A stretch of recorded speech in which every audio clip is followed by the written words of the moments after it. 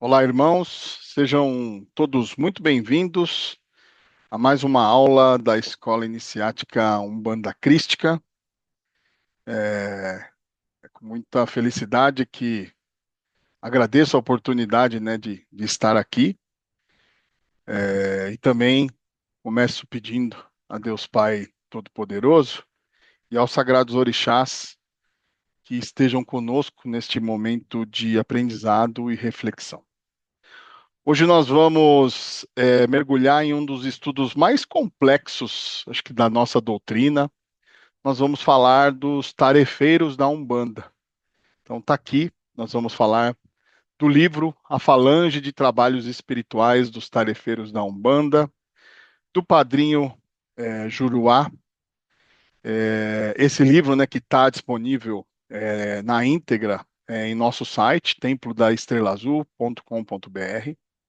Aliás, é muito importante, né, ler todo o conteúdo do livro, ou melhor, todo o conteúdo da obra do Padrinho Juruá, né, que tá lá no site, que com certeza aqui numa aula a gente não consegue, né, trazer todo o conteúdo por completo. Então, extremamente importante fazer a leitura completa depois, né, ou antes, é, da aula aqui, fazer a leitura completa do livro, para que possa pegar todo o conteúdo que está lá. E aí, né, com essa aula, a gente tem aqui um objetivo, né, de compreender quem são os tarefeiros, mas além disso, refletir também sobre esse espírito do trabalho que eles realizam, né? Então, o que que eles acabam representando, né, para a Umbanda. Então, a Umbanda, né, que é a manifestação do espírito para a caridade, é, é esse título nesse slide, né, para falar da obra do Padrinho Juruá, que esse livro aqui dos tarefeiros, ele faz parte da coletânea, né, do Umbanda, que é a série de estudos do Padrinho. E o Padrinho deixa sempre muito claro, né, em todos os seus livros, que toda a doutrina ali deixada por ele foi parte revelada pela espiritualidade, mas também foi construída com muita pesquisa que ele fez. E sempre, sempre usando os princípios da razão e do bom senso e dos ensinamentos crísticos, né? Ele mesmo diz, né, no livro, né, a espiritualidade superior nos faz atingir o conhecimento da verdade por nós mesmos, pelo raciocínio e não apenas pela revelação. Então, essa obra, como todas as outras do Padrinho, são voltadas a esclarecer os assuntos, né, a doutrina, tudo que envolve a Umbanda crística, e também para a educação mediúnica, né? Uma outra coisa que ele fala ali também, ele fala bastante sobre a Umbanda, é de todos, mas nem todos são da Umbanda, né? Isso quer dizer que muitos buscam a Umbanda somente para pedir, mas poucos para servir. E nós vamos ver aqui no final, né, dessa aula, a gente vai falar sobre os tarefeiros, né? Muitos procuram os tarefeiros apenas para pedir, né? E poucos querem ajudá-los, no final das contas, a evoluírem. Então a gente vai entender esse contexto, né? E aí o verdadeiro umbandista, como o padrinho Juruá nos ensina, é aquele que sente, que vive, que respira e se alimenta espiritualmente da Umbanda, sem fanatismo, mas com dedicação e emoção de estar trabalhando nessa corrente. Muito bem, então vamos aqui começar o conteúdo do livro e a gente começa, né, porque é um dos estudos mais complexos, porque olha como a gente já começa, né, falando aqui, o diabo como símbolo do medo humano. Então nós vamos falar um pouco sobre isso, sobre o diabo no imaginário cristão, para depois a gente poder falar sobre Exus, pombas gira, tarefeiros e assim por diante. O padrinho, ele inicia, né, o livro explicando que o diabo foi uma criação teológica para justificar sofrimento e disciplinar medo das pessoas, né? Então ele nos convida ali a rever um dos maiores símbolos do medo, que é o diabo, né? Então ele deixa claro, ele explica ali que, no final das contas, essa figura não existia como um ser real, mas ela foi construída pela mente humana como uma forma de lidar com o sofrimento e com o erro. E aí, né, o homem, incapaz de compreender as suas próprias sombras, suas próprias trevas, projetou o fora de si mesmo o mal. E aí criou o inimigo de Deus, o diabo, né? Então assim surgiu o Deus de um lado, diabo do outro, né? E aí, com o tempo, né, esse conceito foi usado para dominar, para gerar culpa, para manter as pessoas presas ao medo do castigo. Olha aqui, o diabo como instrumento de controle e moralização, né? Mas aí que está, a espiritualidade, ela nos ensina que o mal não é um ser, é um estado de consciência nosso mesmo, de todos os espíritos que habitam aqui. É o desequilíbrio que nasce quando deixamos o amor de lado. Então, nós vamos entender um pouco disso aqui para frente. A visão da Umbanda sobre o mal e as trevas, né? A Umbanda, ela nos mostra que não existem demônios eternos, mas sim espíritos temporariamente afastados da luz. É, o mal, ele é transitório porque a lei divina é sempre evolutiva e justa. O mal não vai existir para sempre. E é exatamente nessas regiões mais densas, onde, né, estão as consciências mais densas, é onde está mais atuante o mal, é que estão lá os tarefeiros da Umbanda, os tarefeiros da lei, como o padrinho fala também no livro. Os Exus, as pombas giras, pagões, os tarefeiros guardiões, que a gente vai ver aqui durante, né, o nosso, o nosso estudo. Eles não são forças aí de distribuição, mas são, vamos dizer assim, são médicos desse astral inferior, trabalhadores que se empenham nas sombras para libertar consciências que lá estão aprisionadas, né? Então, o padrinho chama os tarefeiros de operários da retificação. São agentes de reequilíbrio. Vejam aqui, né? Os tarefeiros da Umbanda são agentes de reequilíbrio para reequilibrar essa visão do mal, essa visão densa, essa consciência errada e transformá-la em luz. Então, o que, né, o imaginário cristão chamou de demônio, a Umbanda chama de servidor da lei maior em missão de limpeza espiritual. E aí, né, a gente vem falar que há necessidade de existir um equilíbrio entre luz e sombra. Porque servir na sombra também é servir à luz. E os tarefeiros da Umbanda servem aonde? Servem nas trevas. Eles vão lá por caridade, nas zonas escuras, e trabalham em prol da luz, por caridade divina, né? É, ele, eles são a prova de que a luz atua em todos os lugares. Eles servem à luz mesmo nas trevas. É, é, então, essa questão, né, do diabo não ser um ser em si, e sim um símbolo da ignorância humana, e aí vem a Umbanda nos mostrar que a redenção sempre é universal e que, ou seja, estamos sempre em busca da nossa evolução, né? E que até nas regiões sombrias há trabalho, há amor, há lei divina atuando, né? E aí, né, por que que o padrinho Juruá inicia o livro dos tarefeiros falando do diabo no imaginário cristão? Porque antes de entendermos quem são os tarefeiros, de fato, a gente precisa desfazer, em palavras do padrinho ali, né, no livro, a maior distorção já criada sobre as as entidades de esquerda, né? Que é a ideia de que Exus e Pombas-Gira são demônios. A gente precisa desfazer essa ideia.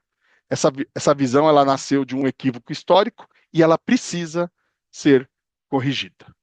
Então é aí agora que a gente entra nesse capítulo que a gente está chamando aqui de a demonização de Exu e Pombagira para a gente entender por que chegamos a esse, né? Então, por que então falar de Exu é essencial para a gente atingir, falando aqui, chegar no ponto dos tarefeiros? Porque grande parte da incompreensão sobre os tarefeiros nasce justamente da confusão histórica sobre o nome e o papel de Exu no Brasil. O Exu africano, né, que lá, na verdade, veio do orixá Exu, né, não é um demônio. Ele é um princípio de movimento e comunicação divina. Então você vê aqui, né, existe uma confusão histórica. O Exu vem do orixá Exu, que é africano, né? E aí ele se confunde aqui nos cultos, nos ditos cultos populares, né? Porque quando chegou no Brasil, esse nome passou a ser usado pelos escravos para designar uma categoria de espíritos que atuavam com magia, proteção, o enfrentamento. Então, essa transformação, aliada ao olhar cristão demonizante, tornou o Exu um símbolo distorcido. Então, antes de falar dos tarefeiros da Umbanda, a gente precisa limpar esse terreno dessa confusão que foi criada, né? E por que que o nome Exu passou a nomear espíritos, né?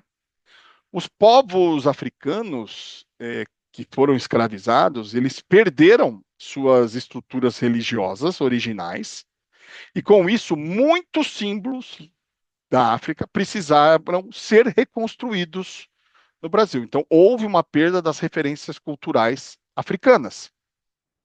E teve que haver uma ressignificação durante a escravidão de tudo isso que veio do cultural africano. O nome Exu era forte, conhecido, como a gente falou agora, né? É associado à comunicação com o sagrado. Isso, o orixá Exu. Por isso passou a ser usado como rótulo para espíritos que trabalhavam com energia, com magia, com proteção. Só que aí, ao longo do tempo, especialmente em cultos bantus e na antiga macumba carioca, Exu deixou de ser um orixá e passou a ser um tipo de espírito, um agente espiritual que atuava nas fronteiras, nas demandas e na defesa. É, e aí, durante, né, a escravidão, a magia africana foi uma forma de resistência espiritual e psicológica para o negro, né? Então veja que a magia foi uma forma de resistência para os escravos. E aí, nesse contexto, Exu ganhou destaque como protetor contra injustiças e opressões. Ele é um agente de proteção, né? Mas aquilo que era resistência e proteção, para o negro, era visto como ameaça pelos brancos. E aí vem a releitura do símbolo africano e o conflito com o olhar cristão de quem estava colonizando o Brasil. E aí é aqui que aparece a demonização, né? Tudo que fugia ao cristianismo era classificado como maligno. Sendo assim, Exu, que era símbolo de força, magia e resistência, foi reinterpretado como o inimigo, parte do inimigo de Deus, demônio, diabo, né? Então, vejam por que existe até hoje essa situação referente a Exus e Pombagiras, né?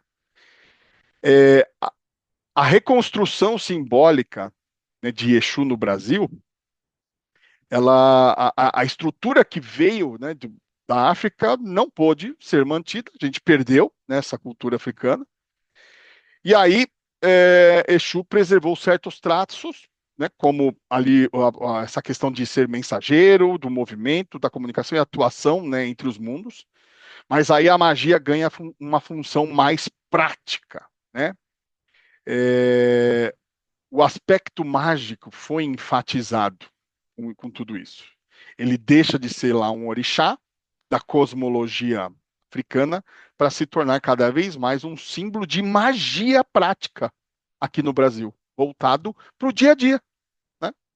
Então, esse deslocamento, né, simbólico abriu o caminho para que Exu fosse visto como uma entidade espiritual atuante nos cultos populares aqui no Brasil. E aí, né, como que Exu virou diabo para o cristão? Pro cristão colonizador ou para o cristianismo colonial, tudo que não era cristão era mal. Então, a leitura do cristão é: se tem magia, não é cristão, é coisa do mal. Magia, oferenda, cultos ancestrais, tudo foi automaticamente associado ao diabo. Quando viam um ebó, um rito, bando, o homem branco dizia: isso é feitiçaria.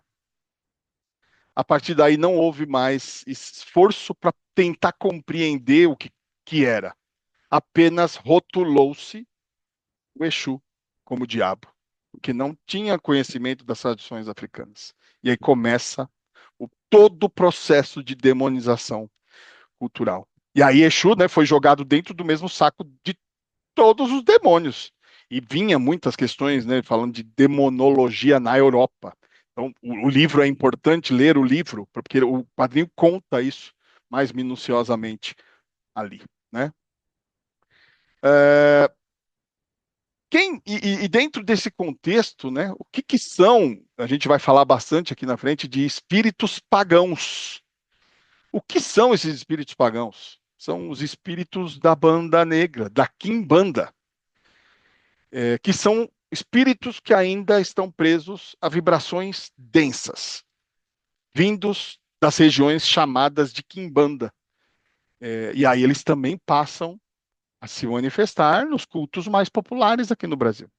Porque não havia doutrina, não havia hierarquia, nem nenhuma orientação durante, né, esse período inicial, né?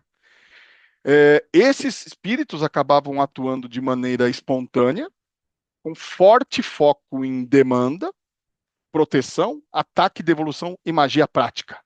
Veja, trabalho mágico a pedido, né? E como eram espíritos fortes, né, bem da zona densa e tal, ligados à magia, o povo começou a chamá-los de Exu e mais tarde de Pombas Gira. Mas isso não tem relação nenhuma com o orixá lá africano, é uma construção totalmente brasileira, né? E como que isso gera confusão até hoje, né? Muitos terreiros antigos misturavam práticas de candomblé, macumba, quimbanda e umbanda sem nenhum critério. Misturava tudo. Então existia uma mistura de cultos afro, né? E começaram a aparecer os comportamentos caricatos de Exus e Pombas Gira, pagãos, né? Além disso, também não havia uma formação mediúnica muito forte. E aí, a atuação de espíritos inferiores, que vinham do reino da Quimbanda, é, acabavam reforçando as imagens grotescas que a gente conhece, né? E isso acabou gerando o estereótipo reforçado por toda a mídia, né, de que Exu é coisa do demônio, é coisa do diabo. É, enfim, acho que todo esse contexto, né, além do próprio teatro mediúnico, o padrinho fala sobre isso, somado ao preconceito religioso que a gente teve, é, gera confusão até hoje. Isso é um erro histórico, mas ainda está muito presente até hoje. Então é importante a gente ter esse conhecimento do porquê tudo foi demonizado, né?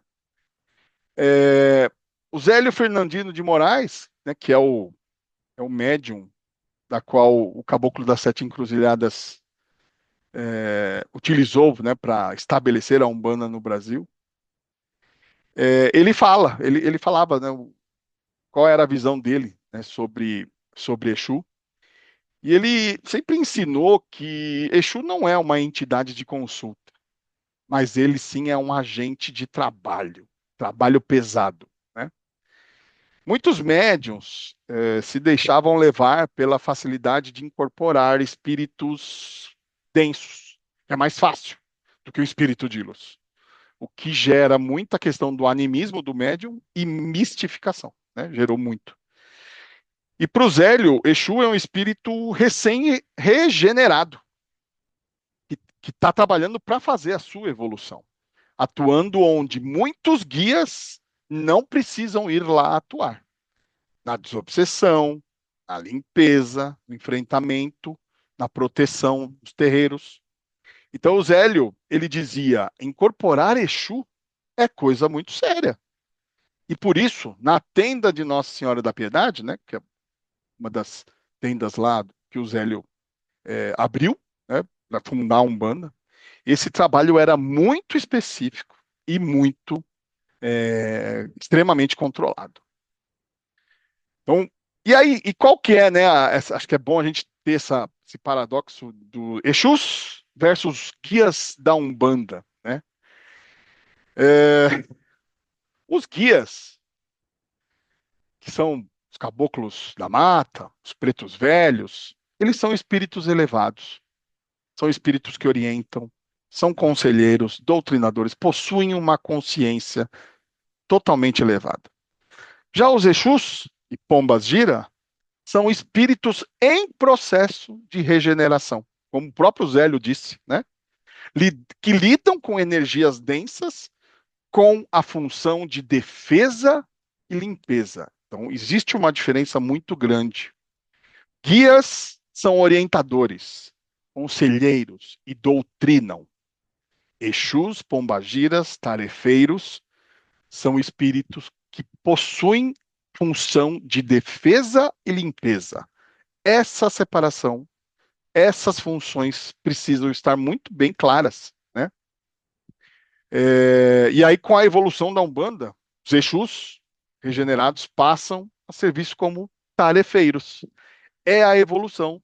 Então, existem os Exus, existem as pombagiras, as pombas gira, eles trabalham aqui na Umbanda, eles estão num processo evolutivo, a gente vai falar disso daqui a pouco, e aí sim eles podem chegar ao patamar de tarefeiros. Então, por que que tudo isso que a gente está falando importa, né, para o nosso estudo? Primeiro, que entender a demonização de Exu é fundamental para a gente compreender os tarefeiros da Umbanda. Sem essa clareza, a gente sempre vai carregar o ranço cristão de enxergar Exu como sendo o diabo, infelizmente.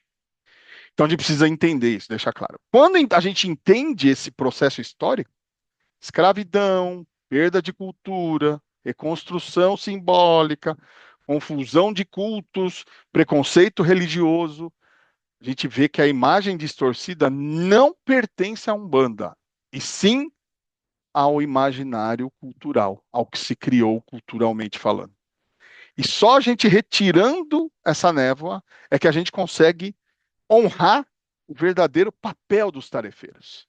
Trabalhadores da luz, guardiões de terreiros e colaboradores da lei divina. Então, aqui, dada essa introdução, falando da demonização, né, de Exus e Pombagiras, a gente pode começar, de fato, com os fundamentos doutrinários sobre os tarefeiros, né? Quando o padrinho Juruá descreve os tarefeiros, ele fala de entidades que trabalham sob o comando direto da lei divina, em tarefas específicas de limpeza, desobsessão, reequilíbrio e amparo. Então, veja, tem tarefa, tarefeiro faz tarefa específica de limpeza, desobsessão, equilíbrio e amparo. São, de fato, operários do invisível que sustentam os trabalhos espirituais, que limpam as vibrações negativas, que organizam e direcionam forças durante uma engira. Então, o nome tarefeiro, né, ele vem desse compromisso desses espíritos com a tarefa que lhes é designada. E eles fazem com muita dedicação e de forma muito silenciosa, sem alarde ou vaidade. Então, como é que faz, como é que tem a formação, né, da falange desses tarefeiros? Ela nasce, essa falange nasce da necessidade espiritual de sustentação da Umbanda em seus aspectos práticos. Ou seja, manter a ordem vibratória e o equilíbrio das energias que circulam nas engiras, nos atendimentos e nas demandas espirituais. Olha como os tarefeiros são extremamente importantes. Então, os tarefeiros são entidades que já trilharam outros caminhos, a gente vai falar também um pouco mais disso, muitas vezes tendo servido como Exus, ou mesmo como entidades mais neutras, de amparo, mas eles são evolução, né? Isso nos mostra que toda evolução espiritual passa pelo trabalho. Olha que interessante. Então, eles são trabalhadores extremamente operários, estão ali. E sem eles, seria impossível os trabalhos espirituais terem, é, terem luz, porque eles seguram todas as energias negativas. Eles limpam, eles equilibram forças, eles purificam campos vibratórios. Então, por isso, são entidades extremamente importantes. E de quem é a direção espiritual dos tarefeiros, dessa falange? A direção da falange, dos tarefeiros, ela é composta por espíritos de luz vinculados à lei divina. Ela é dos guias espirituais Caboclos da Mata e Pretos Velhos. A direção dos tarefeiros são desses guias. E todos eles estão sob a supervisão direta de Santo Antônio de Pádua. Olha que interessante.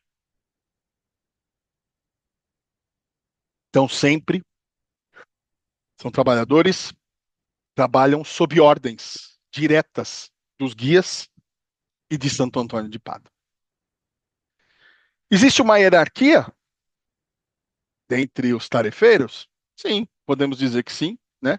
E o padrinho, doutrinariamente, ele vem e explica um pouco, né, dessa hierarquia. Assim como em todas, né, as linhas de trabalho espiritual na Umbanda, os tarefeiros se organizam, né, com uma hierarquia, obedecendo sempre disciplina. E aí, olhando para os tarefeiros em si, existem duas grandes hierarquias: os tarefeiros guardiões e os tarefeiros amparadores. Cada uma dessas, né, falanges cumpre um papel diferente, tem funções distintas, mas que se complementam, né?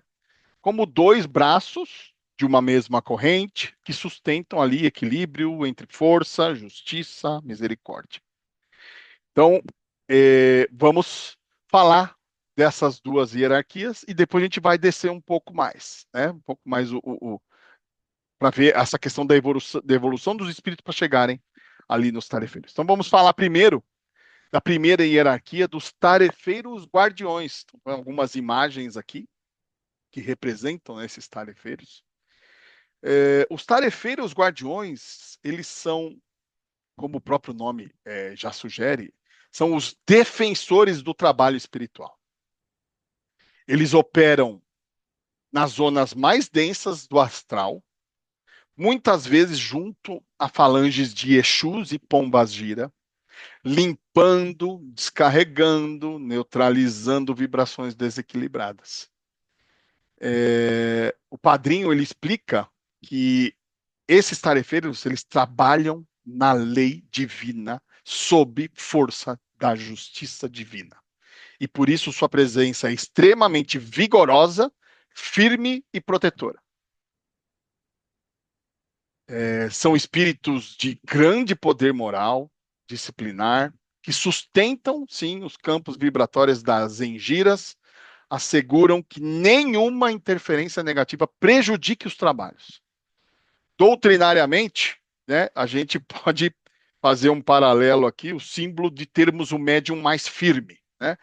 Essa é o trabalho ali do tarefeiro guardião. É um espírito mais firme, dedicado, disciplinador, né? Então, podemos fazer essa comparação.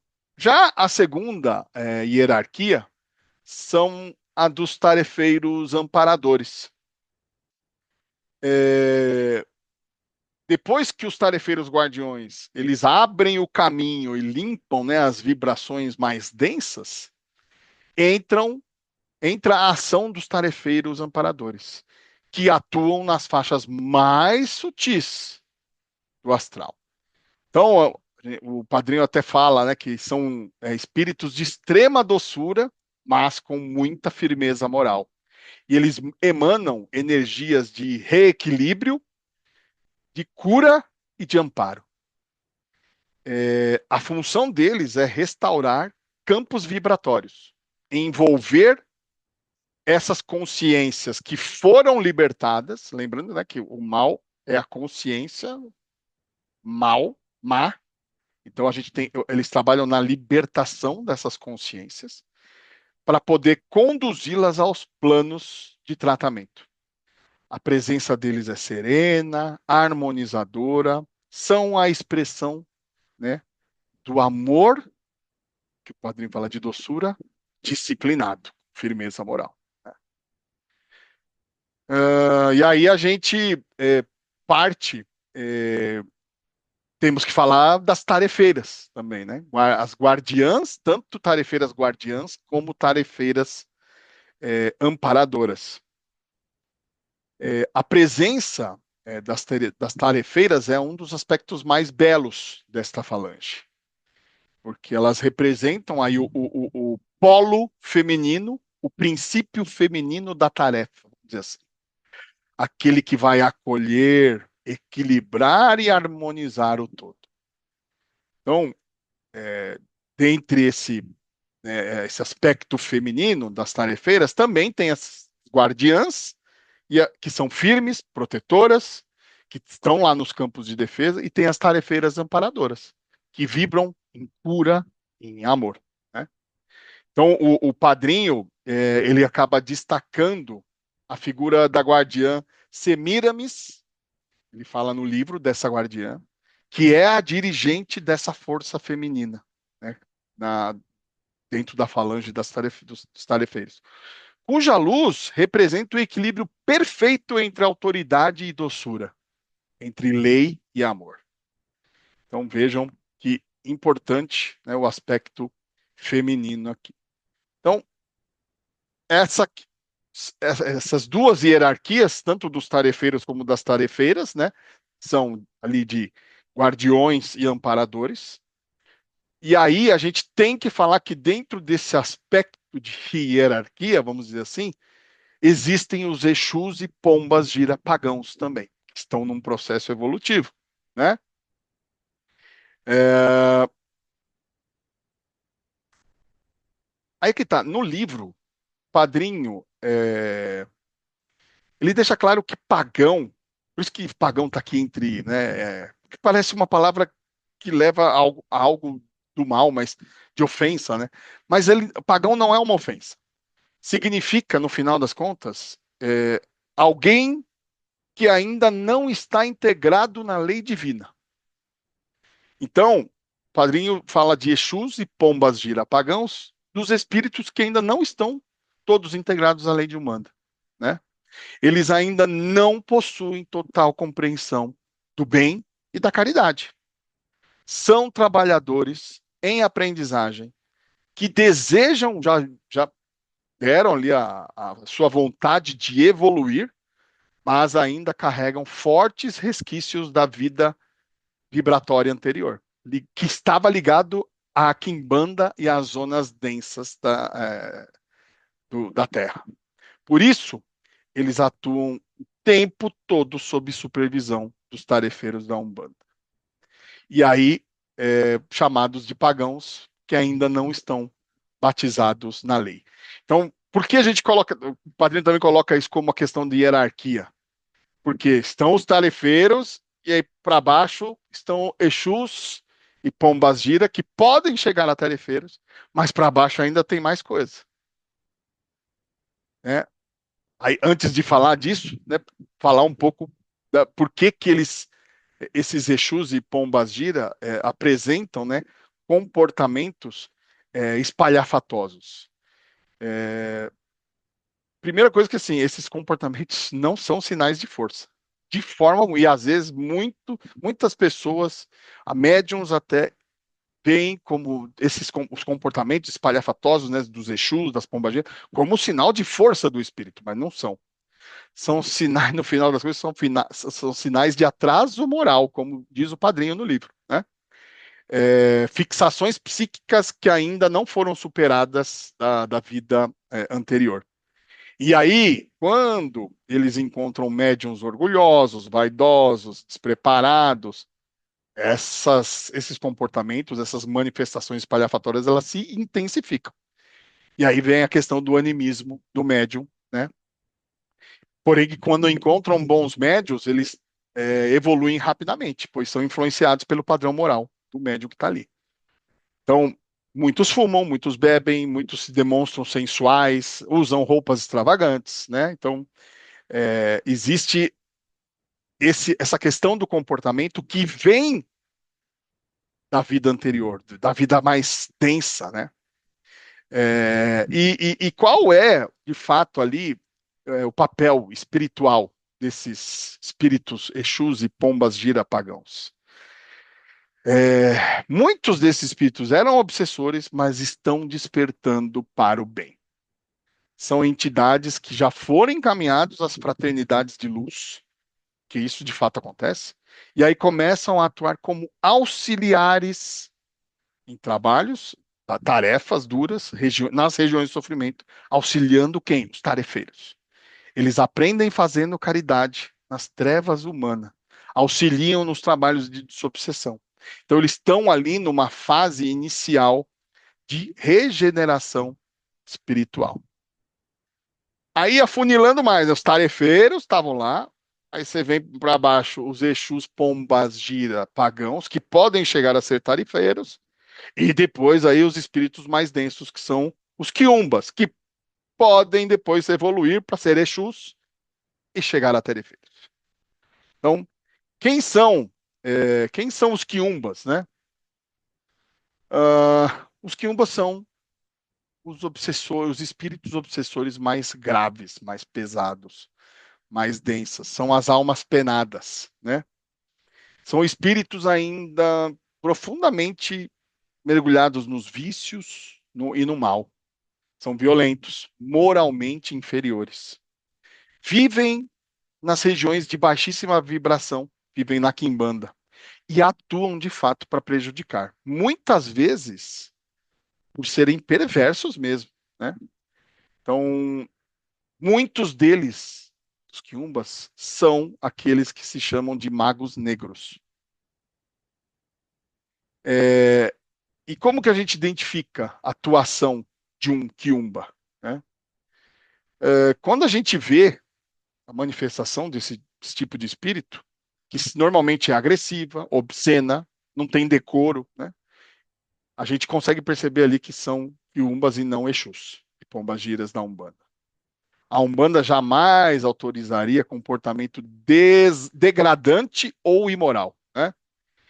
E nenhum espírito de luz incentiva a vingança, magia negra, separação, animosidade entre pessoas, que é o que eles fazem, né? Então eles possuem linguagem agressiva, trejeitos mais animalescos, usam de muita bebida, de fumo compulsivo, usam carne crua, fazem, sim, sacrifícios, pedem sacrifícios, usam sangue. Olha esse material extremamente denso.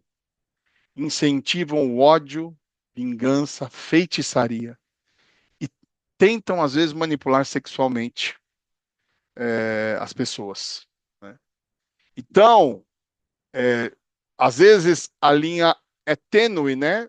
De tarefeiros, já estão lá integrados na lei de Exus e Pombagira pagãos, que estão já ascenderam ao bem, mas ainda tem um pezinho lá na vida anterior, e os quiumba, né?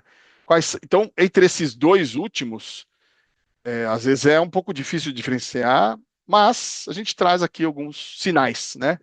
Quando são sinais típicos de Exus e Pombagiras?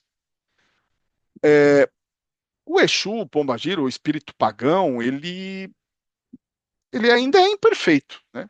Mas ele já despertou para a luz. É, ele pode ser educado.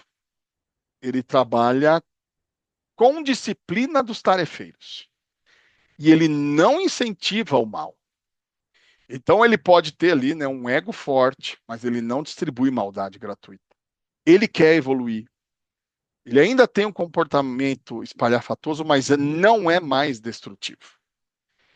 E aí, aquilo que a gente falou agora há pouco, né, ele pode aprender com os médiuns mais éticos. Como que a gente diferencia de um quiumba? E quais são os sinais típicos, né, de um quiumba?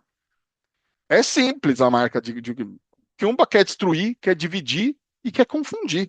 Ele incentiva o mal, incentiva a feitiçaria, incentiva a vingança.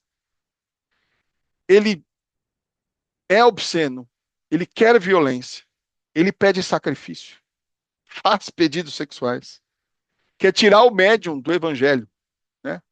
E quer trazer caos ao terreiro. Então vejam que a diferença, né, de um quiumba para um Exu e Pombagira pagão, apesar de ser tênue, porque o Exu e Pombagira pagão ainda tem um pezinho, né, na vaidade, né, no egoísmo, mas é muito mais forte o sinal do quiumba para o mal. É absurdamente mais forte. Então dá para a gente, né, fazer essa diferenciação. E aí, né, como é que o Quiumba, que a gente está falando da hierarquia, né? Como é que o Quiumba pode se transformar em Exu pagão, Pombagira pagão e depois em tarefeiro? É um processo de regeneração, né? Porque para a Umbanda, né, nenhum espírito está condenado eternamente para ficar no mal. Ele pode se regenerar, pode se tornar um pagão e depois um tarefeiro. Porque a Umbanda é uma escola, né, para moral para esse tipo de espírito. Então ele pode vir pelo cansaço do mal, por arrependimento, ação direta dos tarefeiros. Os tarefeiros trabalham para isso também, né? A partir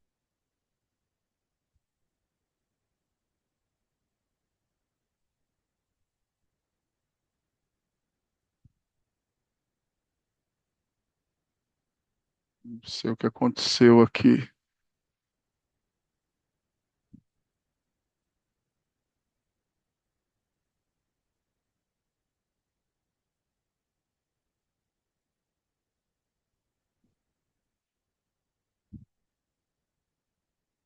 Então, como é que o Quiumba pode se transformar em pagão e depois em tarefeiro, né? Acho que deve ter cortado aqui.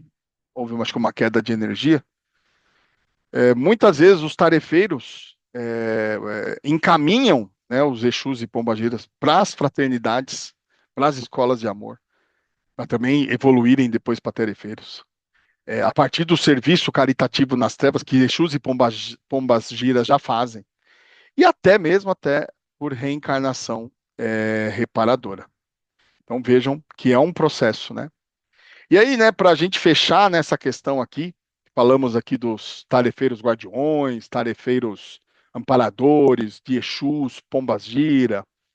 A gente traz os exemplos aqui do próprio Templo da Estrela Azul, né? Então, aqui são duas fotos da nossa primeira dirigente do Templo da Estrela Azul, que foi a mãe Alice. Ela estava aqui incorporada com a tarefeira guardiã dela, do terreiro, que era a dona. E aqui, ao lado, o padrinho Juruá, né, que sucedeu a mãe Alice na direção do templo, incorporado com seus sete reis da lira, também tarefeiro guardião do templo da Estrela Azul. Então aqui está a materialização, né, desses tarefeiros guardiões que trabalham diretamente, né, nos terreiros, incorporados aqui nos seus médiuns. Vamos falar de quais são as três missões, né, da falange dos tarefeiros da Umbanda. Então, existem três missões. Cada missão ela vai revelar um aspecto da lei divina em ação, né? Então, tem a purificação das forças, que aqui é a missão de controle e purificação vibratória nas encruzilhadas. Tem a questão da caridade redentora, então, que é a missão de conversão e amparo dos obsessores, é o trabalho de caridade feito pelos tarefeiros, né? E a missão de pacificação de conflito, né? Que é a missão de pacificação e resolução de demandas. Esses são os pilares da atuação dos tarefeiros. Trabalho silencioso, disciplinado, com amor, com essas três grandes missões aqui. Na primeira missão, que a gente fala do equilíbrio nas encruzilhadas, né, que é a purificação nas encruzilhadas. A gente vai entender depois o que são as encruzilhadas, tá? A gente já vai falar sobre isso. Ela é uma missão de natureza vibratória e magística. Os tarefeiros, eles atuam junto ao povo da encruzilhada, que são espíritos que guardam os cruzamentos energéticos onde se acumulam resíduos de ectoplasma humano. Então, nós vamos falar um pouco das encruzilhadas daqui a pouco, mas na encruzilhada que tem um acúmulo de resíduo de ectoplasma humano muito grande. Então, os tarefeiros, eles têm uma primeira missão que é de equilibrar isso, equilibrar essas forças. E eles atuam junto com o povo da encruzilhada. O padrinho, né, ele explica que nesses locais, onde passam milhões de pessoas todos os dias, esses locais acumulam campos de força com cargas diversas. E aí os tarefeiros equilibram esses pontos, evitando que as forças da Quimbanda usem esse ectoplasma deixado lá por nós humanos para o trabalho do mal. Então eles zelam pela energia dos caminhos, né? E cooperam com Exus e Pombas Gira sob supervisão dos guias caboclos e pretos velhos. É uma tarefa aqui de limpeza vibratória, né, feito com muito amor e sabedoria pelos tarefeiros. Segunda missão, a conversão e auxílio aos obsessores. Ela é uma missão evangélica, vamos dizer assim, né? É converter pela caridade, né? O padrinho, no livro, ele cita um autor chamado Leal de Souza, que mostra o processo em que os tarefeiros, com doçura e sabedoria, atraem os obsessores e os conduzem ao bem.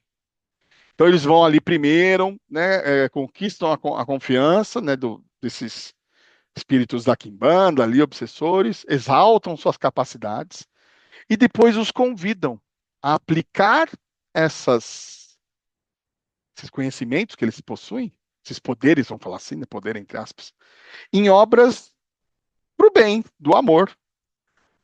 Lógico que é um trabalho de grande paciência, né? Mas eles mostram ao obsessor qual é o prazer de se fazer caridade, qual é o valor que se tem, né? E o brilho que se tem quando se leva à paz. E aí, quando esses espíritos despertam, né, eles tornam-se auxiliares nas linhas das linhas da luz, né? Então, ele é convertido não pela força, mas pelo exemplo, pelo amor. Então, essa é uma das missões dos tarefeiros. E a terceira missão, que é o tarefeiro como pacificador das demandas espirituais, né? É a da paz ativa, vamos dizer assim. O padrinho aqui no livro ele cita Ramatiz, então, e aí ele mostra, né, que muitos antigos sacerdotes das trevas são reconduzidos à luz pela mediação dos tarefeiros. Esses espíritos eles acabam atuando como diplomatas do astral, né? Dissolvem demandas e acabam reatando laços que haviam sido rompidos pela ignorância.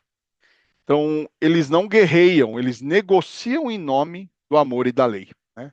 Então, veja que eles usam a amizade e o diálogo para converter, né, espíritos trevosos para começar a olhar para o bem. Então, essa também ó, não vale a pena você continuar fazendo demanda espiritual no mal, né? Então, convencem eles e aí pacifica essas coisas, suspendendo litígios, derrubando demandas e assim por diante. Essa também é uma grande missão aqui dos tarefeiros, né? Então, é, então, para a gente fechar, né, esse bloco, acho que os tarefeiros purificam caminhos, resgatam e convertem, né, espíritos caídos ali, vamos dizer assim, e pacificam aqueles que ainda estão guerreando. Tudo isso com muita humildade e disciplina, né? É, o que são as fortalezas dos tarefeiros? Onde vivem os tarefeiros? Ou onde eles procuram, né, refúgio para se reerguer, vamos falar assim, já que eles trabalham muito nas zonas densas, né, nas zonas mais pesadas, então eles precisam se recompor, né? Então, onde são e o que são, né, essas fortalezas dos tarefeiros? O padrinho fala aqui que são postos de lei, de ordem, de disciplina, né? Elas não são cidades nem aldeias como as colônias, são colônias mais autônomas, são regidas por tarefeiras guardiões. São núcleos ali, né, de muita disciplina e que, né, fecham aí uma hierarquia ali. Tem ordem, tem hierarquia e tem disciplina, né, nessas fortalezas. E cada uma possui um tipo de vibração e um orixá regente. E ali é onde os tarefeiros procuram, né, se refugiam às vezes para buscar se refazer, né, buscar forças de refazimento, né? Então são 7 as fortalezas, que são aqui os reflexos, né, que estão aí dentro, né, desse complexo que abrangem as falanges de tarefeiros e tarefeiras. Vamos falar rapidamente de cada uma delas, começando aqui pela fortaleza da Calunga Grande, onde vibra, né, a força Iemanjá, que é a grande mãe, né, das águas salgadas, porque ali tem muito movimento, purificação e disciplina nessa fortaleza, né? Então o padrinho descreve ali, né, que os guardiões dessa fortaleza são como seres semelhantes a Netunos, portando tridentes que emitem descargas paralisantes. E ali acabam simbolizando a lei em ação contra o desequilíbrio, né? É nessa fortaleza que se processa a limpeza de espíritos e campos vibratórios contaminados pelas forças do baixo astral. A fortaleza da Floresta Negra, onde ela é regida ali pela força Oxóssi. Lá, os tarefeiros trabalham com o magnetismo das plantas e da terra, né, tratando ali desequilíbrios energéticos e emocionais. Os guardiões dessa fortaleza são guerreiros indígenas de grande estatura, acompanhados por animais simbólicos, lobos, panteras negras, que acabam representando o instinto domado pela lei divina, né? É uma fortaleza que trabalha muito a questão da cura e a harmonia. Então, onde o silêncio é a medicina e a disciplina acaba sendo ali o remédio utilizado. A fortaleza do Campo Santo, que está, né, sobre a força de Omolu e Obaluayê, é uma colônia de silêncio e muito respeito, dedicada à libertação e à recomposição moral de espíritos em sofrimento. Sua guarda é feita pelos chamados Cavaleiros da Morte, espíritos imponentes e serenos, que representam o poder de transmutar o medo em consciência. Lá os tarefeiros trabalham desatando laços de dor e ajudando os espíritos a atravessar o portal da morte com dignidade e paz. A fortaleza da Queda Grande, que é onde se faz a purificação ali dos sentimentos, está sob a regência de Oxum, né? E as águas dessa Queda Grande, né, dessa fortaleza, elas não destroem, elas lavam, curam, restauram. Temos também a fortaleza aí da Montanha Negra, né, que é regida por Xangô e Yansan, a justiça da lei divina. Dali partem as determinações kármicas e as ações de retificação. Os tarefeiros nessa fortaleza são executores serenos da vontade divina. Não punem, e sim ajudam a corrigir. Sua energia é de fogo vivo, né, simbolizando o poder da transformação pela justiça. Tem a fortaleza do lodo, que vibra na força de Nanamburuque. É aqui que os tarefeiros trabalham com espíritos profundamente cristalizados no erro. Vamos ver que uma fortaleza de regeneração e de decantação, né? É onde ali o ponto, a lama da alma se transforma em barro fértil para um novo começo. O padrinho usa essas expressões ali. E por último, a fortaleza dos caminhos, que está sob a força Ogum. Os tarefeiros dessa fortaleza são guerreiros de luz, da luz, executores de determinações divinas e defensores dos terreiros e médiuns em suas jornadas. O padrinho fala ali, né, que os guardiões são como seres de armadura negra e olhar sereno, que agem com precisão e disciplina. É a fortaleza do serviço ativo e consciente, onde se aprende que servir é proteger com amor. Então, essas 7 fortalezas representam os 7 grandes aspectos da lei de Umbanda em ação através, né, dos tarefeiros.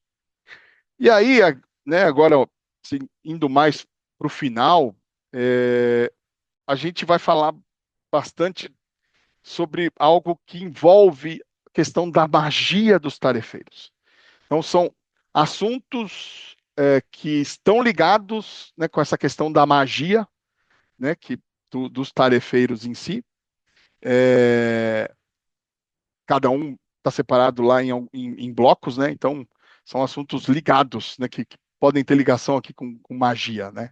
Então, a gente vai começar falando sobre as encruzilhadas, sobre entregas e despachos. Vamos começar, então, falando de encruzilhada. O que é encruzilhada? E aí a gente traz esse título aqui, a verdadeira encruzilhada magística, né? O que é, né, a encruzilhada? A encruzilhada é um local físico? Não. A encruzilhada é uma rua? É um cemitério? Não. Ela é um campo astral de forças.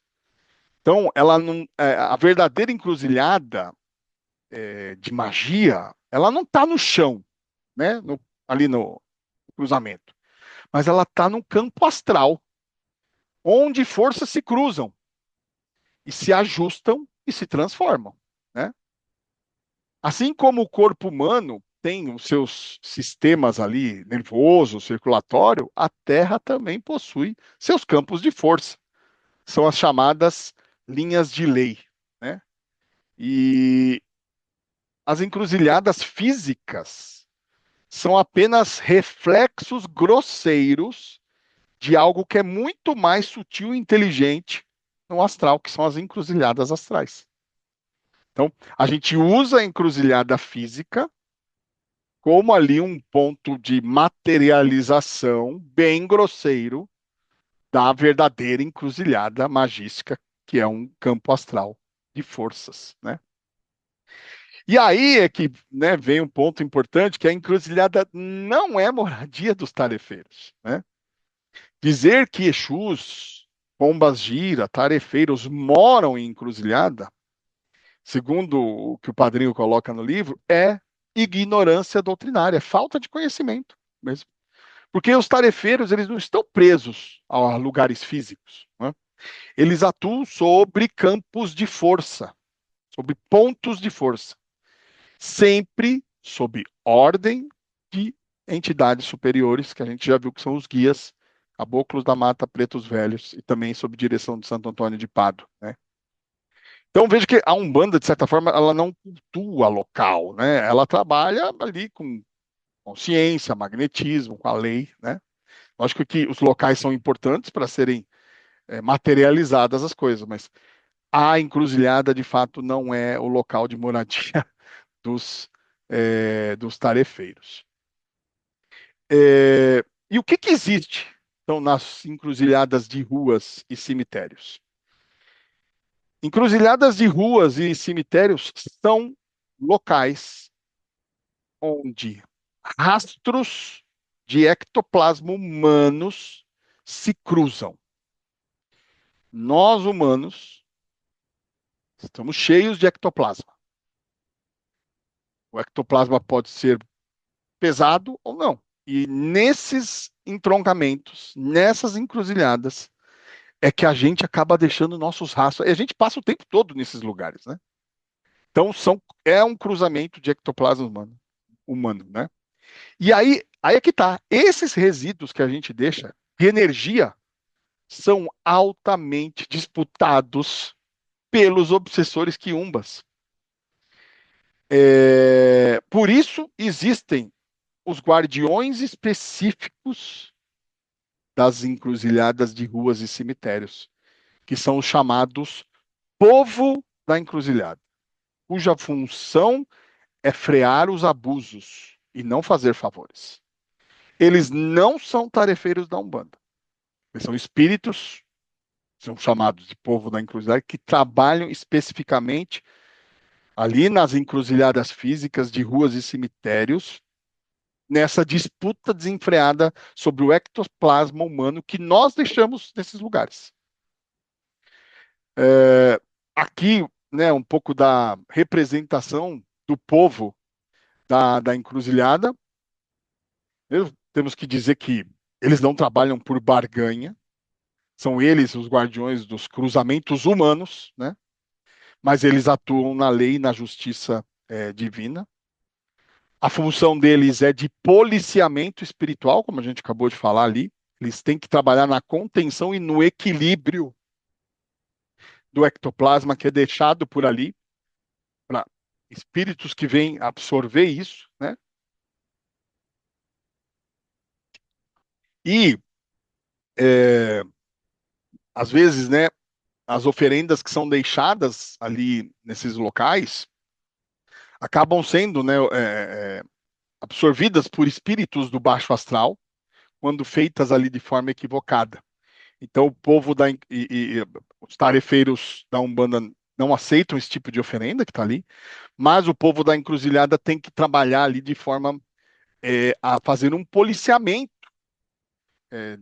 da energia que é utilizada naquelas oferendas e para quem está sendo ofertado e para o quê. Né? Então, eles fazem ali um trabalho de policiamento para que as coisas não saiam tanto, né, dos caminhos. Não quer dizer que não aconteça. Acontece. obsessores podem usar, acabam utilizando, outros espíritos, né, o Exus pagãos, ó, pombas gira pagãos também, acabam também se utilizando ali de algumas coisas, mas eles ali, o povo da encruzilhada tem que controlar tudo isso, né, e de alguma forma tentar aí policiar isso, né? Qual que é a diferença, né, então aí de oferenda, entrega, despacho, porque quando a gente está falando de Exu, de pombagira, de tarefeiro, a gente fala muito, né? Ah, fazer uma oferenda, fazer uma entrega, fazer um despacho. Aonde? Às vezes nas encruzilhadas, né? Então, oferenda não é magia. Oferenda, no final das contas, é gratidão. Então, eu faço uma oferenda em gratidão a algo. Ele não tem intenção magística. Isso é uma oferenda. Aquilo pode ser usado, aquela matéria humana pode ser usada como elemental daquela matéria, pode ser utilizado de alguma forma para ajudar algo do bem, né? Toda matéria gera algo ali, né? Mas a oferenda ela é apenas uma gratidão, ela não tem uma função magística, né? Já a entrega, aí normalmente ela tem ali, ela vai ser aquilo que se faz de entrega, aquilo que é humano que está ali naquela entrega vai ser utilizado para uma manipulação conciliatória. Ela é uma magia, ela já sim, a entrega já é para magia de conciliação, né? Despacho, não, despacho já é uma ação demandadora ou ordenatória. É, normalmente, ação de desmanche de alguma coisa, despacho é uma ação para desmanchar algo, para conter algo, né? Mas sempre também por ordem, né? Sempre por ordem. Então a gente, né, padrinho, faz essa diferenciação para a gente entender bem o que é. E aí, né, vem essa parte importante, apesar de é, ter as encruzilhadas, ter a magia das encruzilhadas, o povo da encruzilhada trabalhando ali nos elementos fortes que estão ali, é, nas oferendas, que é para gratidão, ou nas entregas, ou nos despachos, se utiliza, às vezes, matérias, né? Que depois as pessoas acham, né, que os tarefeiros utilizam aquilo, ou os Exus, ou as pombagiras, utilizam aquilo para comer, para beber, para fumar, né? Mas tarefeiros não comem, tarefeiros não bebem, tarefeiros não fumam. Eles não se alimentam de matéria. É, Eles nem exigem oferendas no final das contas, né? Entregas. Eles usam o magnetismo dos elementos. Eles usam o magnetismo daquela comida, daquela bebida, que a gente vai falar de álcool daqui a pouco, daquilo que faz ali o cigarro, o charuto, mas sempre uma finalidade caritativa, né? A ideia, quando eles solicitam algo material assim, é pelo magnetismo e não pelo objeto em si. Eles não querem comer, eles não querem beber, não querem fumar. Eles vão usar aquilo para o magnetismo de algo que tem a ver lá, né, com o despacho ou para desfazer algo ou para conciliar algo como uma entrega. Usar isso para magia para isso. Agora, a ideia de Exu gostar de sangue, cachaça, de farofa, é criação nossa. É uma criação humana distorcida. Porque eles não comem, não bebem, não fumam, né? Então, isso não faz parte da magia dos tarefeiros. Faz parte, sim, usar a matéria, o magnetismo daqueles elementos, né? E aí, né, a gente tem que falar um pouco do perigo desses materiais que são mais densos, né? O uso, né, usar sangue, usar carne, usar ossos de ossada, né, que estão em cemitérios, isso atrai espíritos obsessores, atraem quiumbas, alimentam obsessões, gera coisa negativa, gera energia negativa. Isso não fortalece a Umbanda. Só enfraquece a Umbanda. Que não faz parte da Umbanda isso. A Umbanda não sacrifica animais, nem utiliza sangue em seus rituais. Isso tem que ficar muito claro, é um divisor doutrinário muito claro que tem que ficar, acho que muito claro para todos nós, né? Existem dois tipos de despachos, os despachos demandadores e os despachos ordenatórios. O que são os despachos demandadores? São realizados, sim, em ruas ou cemitérios, sempre por uma ordem espiritual. Então, despacho, lembra o que é? Despachar é quebrar algo, despachar, né, algo. É uma ação técnica para desfazer magia negra, para desmanchar demanda, para desfazer perseguição, para desfazer obsessão. Então é feito lá algo, usado um material, vai ser usado um magnetismo, a magia vai ser utilizada para desmanchar demandas, para desfazer magia negra. Nunca vai ser utilizado como oferenda, né? E aí, deixar muito bem claro, sempre vai ser feito por ordem espiritual de um caboclo da mata de um preto velho. E aí vem também os despachos ordenatórios, que são despachos feitos, materiais próximos a pontos de força da natureza. E nesses pontos de força da natureza não há atuação de quiumbas. Os obsessores não conseguem ficar nesses pontos da natureza. Cachoeiras, rios, matas, pedreiras, elas são pontos de força que repelem espíritos atrasados. E aí, nesses locais, se dá o nome de despacho ordenatório, porque usa-se o magnetismo natural do lugar para fazer o reequilíbrio energético, né? Então, o magnetismo é natural. Não há necessidade, às vezes, de tantos elementos de matéria para gerar magnetismo, porque lá já tem o magnetismo. Então, é feito o trabalho de despacho ordenatório nesses lugares. É importante, acho que falar um pouco, né, que a magia está ligada a pontos cardeais, porque a magia ela obedece à geometria da vida, né? Pontos cardeais não são apenas símbolos, eles são funcionais, né? Vejo que norte e sul estão ligados às entradas e leste e oeste estão ligados às saídas, né? E também aos elementos, a terra, fogo, água e ar. No centro ao equilíbrio de tudo. A direção na magia se importa, sim. Então, às vezes, uma magia é feita, você precisa estar virado para o norte, sim, porque tem uma função, ela é funcional, não é simbólica, ela é funcional, existe uma função para isso, né? E isso é utilizado também nas magias, né? Acho que algo importante falar é a questão dos cemitérios, porque a gente precisa existir um cuidado. Lógico que existem exceções, mas precisa existir um cuidado muito grande com aquilo que é feito em cemitério, né? Cemitério não é ponto de oferenda, apenas nos cruzeiros dos cemitérios é que possuem função energética específica. Mesmo assim, tem que ser usado só para desmanche e para cura, jamais para barganha ou pedidos egoístas. Então, um cuidado que tem que ter com ossos, que é um risco grande trabalhar. A gente já falou que os espíritos mais densos utilizam disso.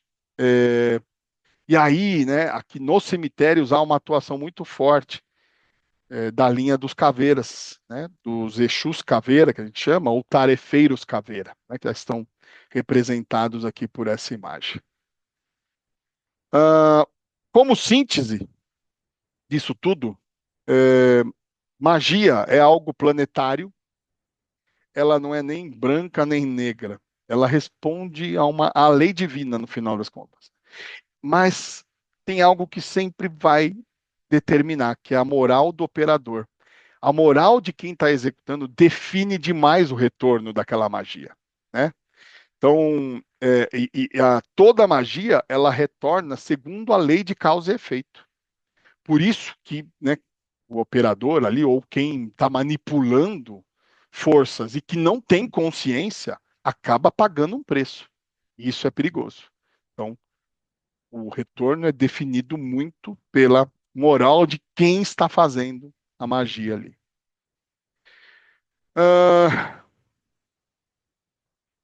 vamos, dentro ainda desse contexto, né, da magia dos tarefeiros, vamos falar sobre o uso do álcool. Por que o uso do álcool na Umbanda, né? O álcool, ele é visto aí como a quinta essência alquímica, vamos falar assim, né? Porque tem até o fogo, a água e o ar, e aí o álcool, como quinto elemento, vamos falar assim. Porque ele é um elemento capaz de atuar além desses quatro, que são os mais clássicos, e ele tem função de desagregar, separar e, ao mesmo tempo, estabilizar padrões etéricos. Ele funciona como um veículo extremamente sensível ao campo mental de quem está manipulando. Por isso, vamos lá, qual é a missão dos tarefeiros? Fazer limpeza, defesa, fazer desobsessão, né? Aí tem um negócio chamado álcool, que é uma matéria, que é um elemento que ajuda a desagregar, a estabilizar padrão, a separar o ruim do bom. E aí é por isso que então esses tarefeiros utilizam isso, porque é a missão deles fazer algo que esse elemento ajuda. Então eles vão usar o álcool para magia, né, deles, vamos dizer assim, né? É, nos trabalhos espirituais, especialmente aí, lógico, na Umbanda, o álcool não é usado para consumo. Ele é um instrumento de transmutação energética. Ele auxilia na extração da essência das ervas, das flores, da terra, da água e até do ectoplasma humano, né? Dos nossos campos magnéticos. É, nos trabalhos, né, dos tarefeiros da Umbanda, que lidam diretamente com essas energias mais densas, o álcool utilizado, como a gente disse, para romper estruturas astrais pesadas. Então, ele tem que ser usado de forma extremamente consciente, ritualística e direcionado para fazer, para quebrar essas estruturas pesadas. É para isso, desfazer formas de pensamento, miasmas, que são às vezes difíceis de serem dissolvidos por outros meios. Então, é para isso que é utilizado. Então, se é missão e existe um elemento que ajuda, ele vai usar, mas não para beber, né? Não é para consumo. O tarefeiro não vai usar para consumo, né? E aí, por que que é a cana, os tarefeiros, e maçã para as tarefeiras? Então, primeiro que, sim, acho que o padrinho deixa categórico falando que não é qualquer bebida alcoólica que serve para essa magia dos tarefeiros, vamos falar assim. A cachaça, né, por ser derivada da cana-de-açúcar, e a cidra, por ser derivada da maçã, elas têm elementais específicos com funções bem definidas.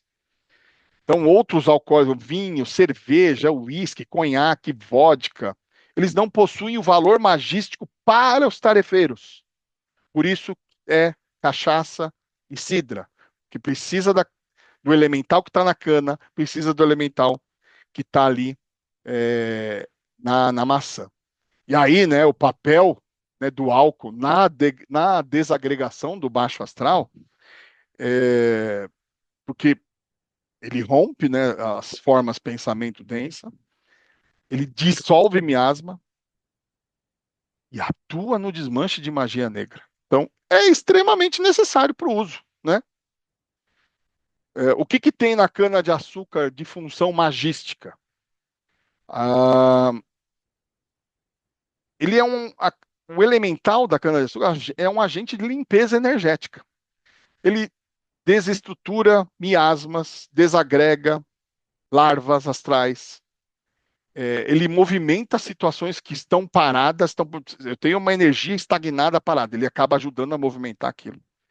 Ele ajuda a dar coragem para as pessoas enfrentarem seus problemas. Olha, auxilia na libertação do passado, de cargas emocionais do passado. Então, o elemental da cana, ele ajuda nesse sentido. No caso da maçã, né? Quais são as funções magísticas aí da macieira? Ela, ela traz ali, né, simbolicamente, a força criadora que vem do Éden. Então, o elemental ali da maçã, ele atua, né, nos canais energéticos, no equilíbrio da sexualidade, na união de famílias, na doçura, na prosperidade, na atratividade. E aí, por isso, ela acaba sendo ligada à função ali das tarefeiras, porque lembra quando nós falamos das tarefeiras, elas atuam também elas atuam muito nesses elementos, nessas forças, né, nessas mudanças. E aí existe um elemental que ajuda, ela vai utilizar. E aí vem o álcool da cidra ali, que é extraído da maçã. Mas, de fato, o álcool é um elemento neutro e a intenção é que vai ser decisiva ali no momento daquela magia, né? Então, ele não é um elemento sagrado por si só. Ele é extremamente sensível ao nosso pensamento. Então, é a intenção da pessoa que vai definir o resultado daquela magia, né? Quando usado com intenção elevada, caridade e orientação espiritual, torna-se um instrumento de cura e de libertação. Algumas entregas magísticas conciliatórias são utilizadas, né, para entregas magísticas conciliatórias de reposição energética, o álcool, né? Então, os tarefeiros também utilizam para eles reporem suas energias, né, os seus próprios campos energéticos. Então, não é uso para consumo, é ritual, é ritualístico. É para eles reporem as suas energias, né? Tanto a cachaça para os tarefeiros como a cidra, né, para as tarefeiras, são catalisadores energéticos para os tarefeiros. Então, essas entregas, às vezes, magísticas que a gente faz, ajudam eles também para isso. Você vê, lembra lá de oferenda, gratidão, entrega, conciliatório, né? E aí despacho, que é para desfazer algo. Então, a entrega é conciliatório, para ajudar na conciliação deles, inclusive, né? Então, sempre com pensamentos elevados, a gente tem que fazer esse tipo de entrega, pedidos justos e de caridade, né?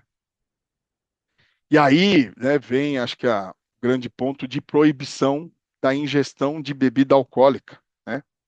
O padrinho é extremamente claro quando ele diz que não existe função magística na ingestão do álcool. A entidade não deve beber. Bebida não é instrumento de incorporação. Quando uma entidade, né, pede para beber exageradamente, provavelmente a gente está diante ali do próprio animismo do médium, é o médium ou de um espírito inferior, um quiumba, se aproveitando da mediunidade ali, né? Então, e o pior, né? O consumo do álcool, ele desorganiza os chakras, intoxica o ectoplasma, né, da pessoa, do médium, e aí o médium acaba, ele acaba estragando o próprio trabalho espiritual que ele está ali desenvolvendo, no final das contas, né? Porque o que o padrinho diz, né, e acho que é um ponto importante para o médium, é que o médium é médium 24 horas por dia.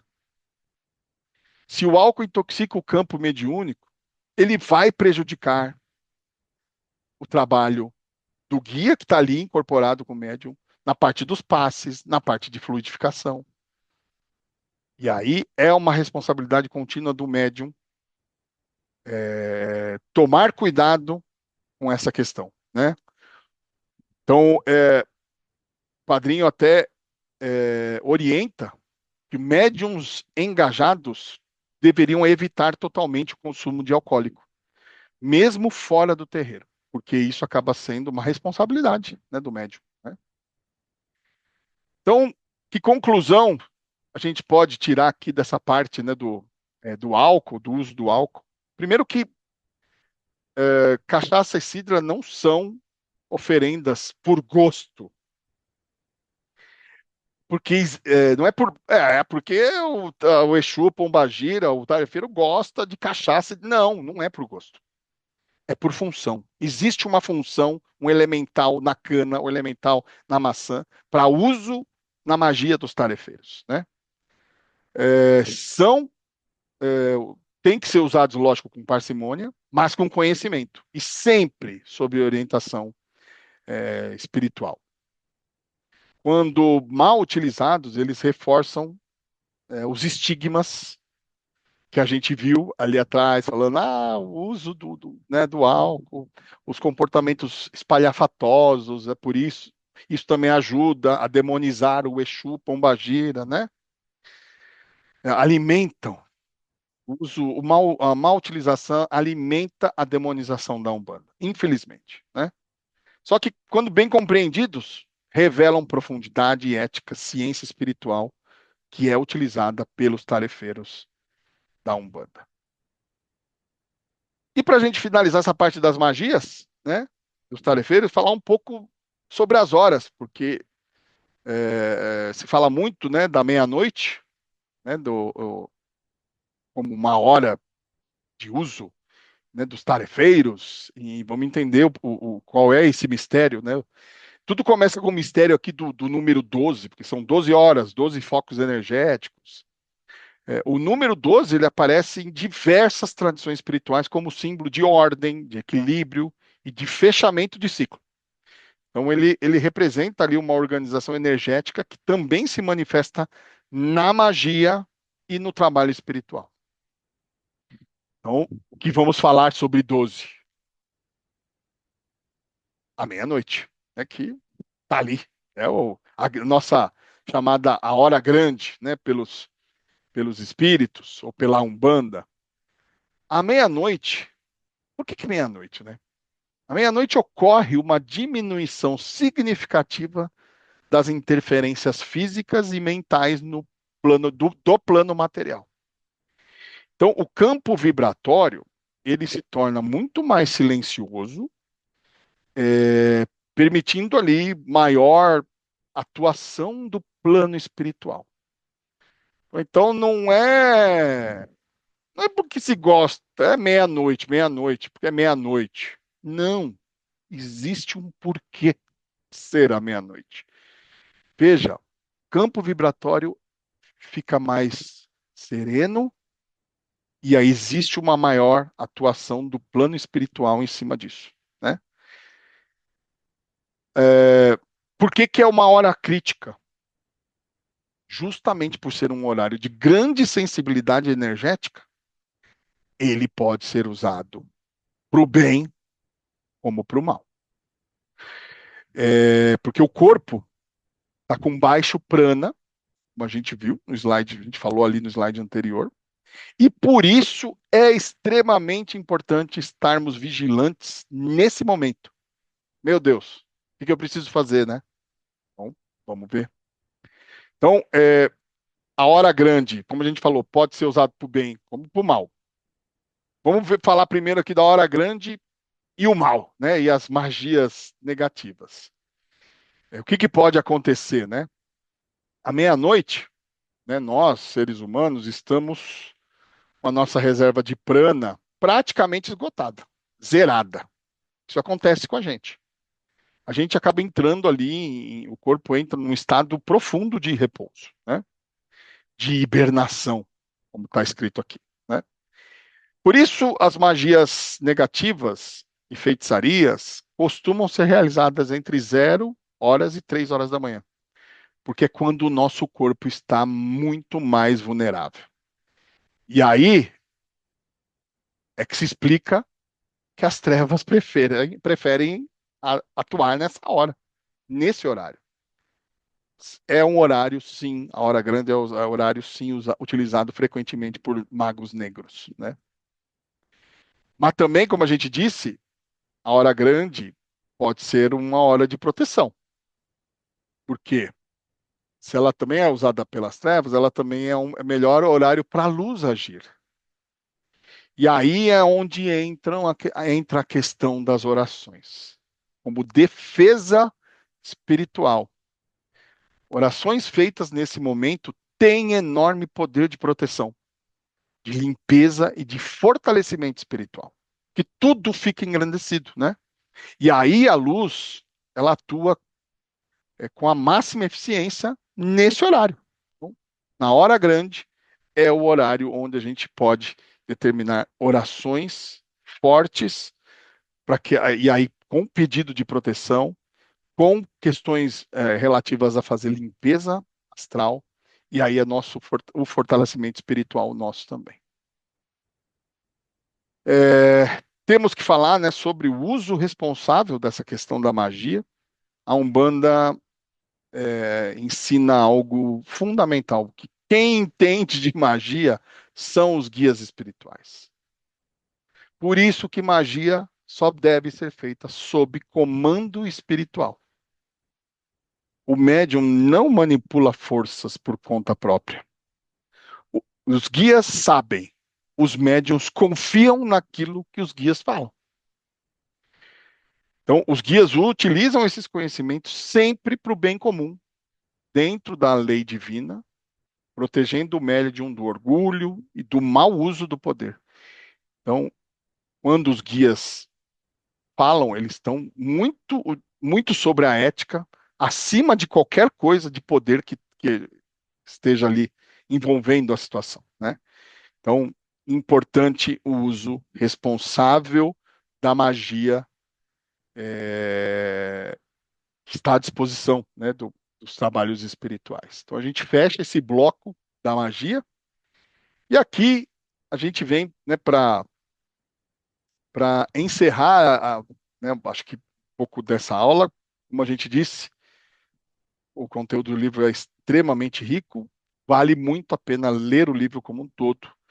É, mas aí a gente tem que falar aqui que o que a gente pode fazer para auxiliar, né, os tarefeiros nesse trabalho gigantesco que eles fazem, né? E aí vem, né, quais são as perguntas essenciais que a gente tem que fazer. Como é que a gente ajuda os tarefeiros nessa batalha, né? A gente só pede para eles, ou a gente também pode ajudar a sustentar algo, né? Depois de tudo que a gente viu, né? O que a gente pode dar aos tarefeiros? Nós mesmos, né? Como que a gente pode participar desse trabalho de evolução dos Exus e pombas gira pagãos, que podem depois chegar a tarefeiros? Como é que a gente ajuda, né?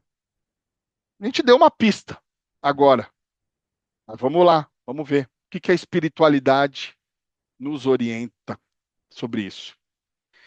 A espiritualidade que diz, tá? A principal forma de auxílio aos tarefeiros é a oração. Falei que a gente tinha dado uma pista, a gente acabou de falar de oração, né? Especialmente, e aí vem algo que foi instituído aqui também na Umbanda Crística, o rosário, que é o rosário para a hora grande, realizado à meia-noite em ponto. Esse ritual, ele não é para pedir coisas materiais, mas ele é para fortalecer a luta dos tarefeiros contra as trevas. Ele é um rosário, uma reza, oração realizada para auxílio direto aos tarefeiros no trabalho que eles estão realizando e também na própria reforma íntima dos Exus e Pombagira pagãos, tarefeiros e assim por diante. Porque todos estamos, né, num processo grande de reforma íntima, né? Por que que é a meia-noite? Acho que a gente viu um pouco disso, a gente estudou agora ali, né? Nós vimos que a meia-noite é aquilo que a gente chama de hora grande, que é um momento em que o ser humano está energeticamente mais vulnerável e o plano espiritual está muito mais ativo, né? Então, é um momento de maior vulnerabilidade. Se as trevas atuam nesse horário, e a luz vem com oração, a oração também se torna muito poderosa para combater as trevas que estão atuando também nesse horário. Então, orar nesse momento é oferecer, de fato, um verdadeiro escudo espiritual aos tarefeiros que estão trabalhando naquele momento também para desfazer as coisas, as coisas, os malefícios que as entidades mais densas, obsessoras, que umbas estão também realizando naquele momento. Então vejam que a coisa importante que a gente pode é, utilizar para ajudar, né, os tarefeiros no trabalho que é feito a eles. Só que normalmente a gente só quer pedir, né? A gente pede muito e ajuda pouco, né? A gente normalmente invoca ali os tarefeiros, normalmente para resolver os nossos problemas pessoais. Mas o que que a gente oferece em troca, né? Como que a gente pode ajudar eles em suas lutas diárias nas trevas humanas? Então, é uma relação totalmente desequilibrada, porque normalmente a gente só pede e a gente ajuda pouco. E eles realmente precisam do quê? Eles precisam de oração ou oferenda? Eles precisam de oração ou de entrega magística? Eles precisam de oração ou de despacho? Eles precisam de luz ou de mais peso para nos dar aquilo que a gente precisa? O que que o espírito precisa, né? O que que eleva um espírito? Despacho, bebida, isso eleva o espírito? Ou são orações sinceras que nós podemos fazer como lembrança, né, dos tarefeiros, e amor pelo trabalho que eles realizam, que a gente pode ajudá-los nesse sentido. Com certeza o espírito necessita muito mais de oração do que a carne necessita de pão, né? Clássico isso. O rosário como ferramenta espiritual, porque ele protege o terreiro, ele protege o médium e ele fortalece o trabalho dos tarefeiros. É uma ferramenta simples, gente, mas profundamente poderosa. Também convido vocês a lerem o livro do Rosário das Santas Almas Benditas, do Padrinho, que também está lá no nosso site, que explica tudo o que é o rosário e como fazer, né? Então, ele é uma ferramenta poderosa de proteção espiritual coletiva. Então, fechando, né? O que a gente está, de fato, fazendo? O nosso conhecimento em magia é extremamente limitado. A gente não sabe nada sobre magia, mas a gente sabe orar, né? A gente sabe rezar. Então, isso já nos basta. É o que o padrinho nos ensina ali. A gente, com a oração, a gente pode fornecer a energia mental e espiritual para que os tarefeiros que sabem o que fazem, dentro daquilo das tarefas que eles têm que fazer, eles atuem corretamente, né? Então, orar é participar do trabalho, é ajudar ali o trabalho essencial dos tarefeiros. Então, acho que como pedido final, né, e levantamento da nossa consciência, é, vamos lembrar sempre dos tarefeiros, vamos fazer, né, o rosário da hora grande. No final da oração, podemos pedir especialmente pelos tarefeiros que nos acompanham. Se soubermos seus nomes, vamos pronunciar os seus nomes, né? Mas não é só pedir, não é só pedir por eles, né? É pedir por eles, no final das contas, né? E ajudar a sustentar o trabalho deles, né? Lembrar que eles caminham conosco, não como servos nossos, mas como irmãos de jornada evolutiva, né? E acho que aqui, para a gente poder fechar, de fato, né? Exu não é demônio, a gente viu isso aqui.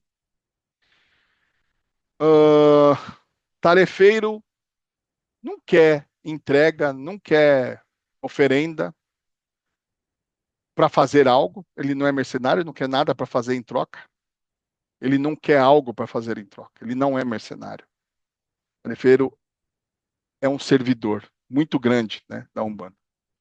E o verdadeiro auxílio aos tarefeiros não está na magia exterior, está sim na nossa transformação interior. Porque aí, quanto mais a gente se transforma, mais a gente ajuda os Exus e Pombagiras pagãos a evoluírem também. A gente pode ajudar nisso. E a gente ajuda os tarefeiros nos seus trabalhos, né? A oração é o elo que une nós encarnados aos desencarnados no mesmo propósito, que é servir, evoluir e amar. Então, eu agradeço de coração para você que chegou até aqui. Obrigado pela oportunidade, né, que a espiritualidade me deu, que a nossa dirigente também me deu, de poder realizar essa aula. Espero que todos sempre fiquem do lado do bem. Saravá.